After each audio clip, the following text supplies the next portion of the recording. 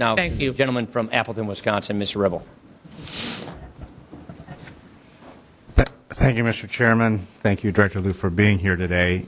Just reading out of your testimony on page 5, you say, now that the country is back from the brink of potential economic collapse, I would dare say that there's about 10 million Americans who wouldn't agree with that because they don't have a job today.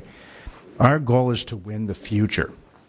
But we cannot do so if we are saddled with increasingly growing deficits. Do you believe that statement, or was it just put in there as hyperbole?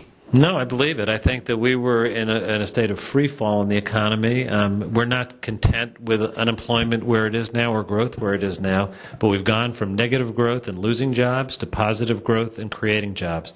And I believe that if we don't deal with the deficit, it is going to become a real threat to our economy. Right. So we cannot win the future if we're saddled with increasingly growing deficits. That's a statement that you agree? Yeah, no, I definitely agree with that. Well, then I wrote it and I agree with it. Then why? Then it's a good thing. Why would the president project a budget that, for the last 5 years, whose deficits are $890 billion, $891 billion, $960 billion, $1.05 trillion, and $1.16 trillion, all growing deficits? I think if you look at these last few years, there have been extraordinary things going on because of the recession.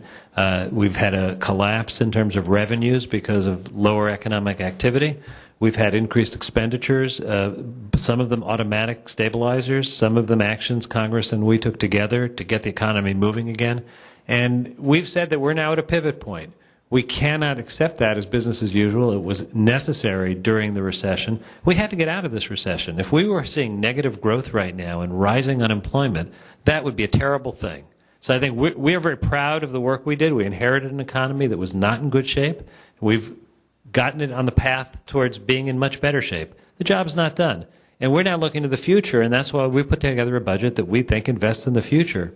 Yeah, but the first 5 years, you project decreasing deficits. And the last 5 years, you project increasing deficits, which will prevent us from winning the future. I think the deficit as a percentage of the economy stays in that 3% range in the entire period of this budget. And that is what we need to do to be able to pay our bills and not to put our current expenses on the credit card. We're going to have to do a lot more to pay down the debt. We are. And we're not pretending that we can do that all at once. We need to do that together. But we've got to get started.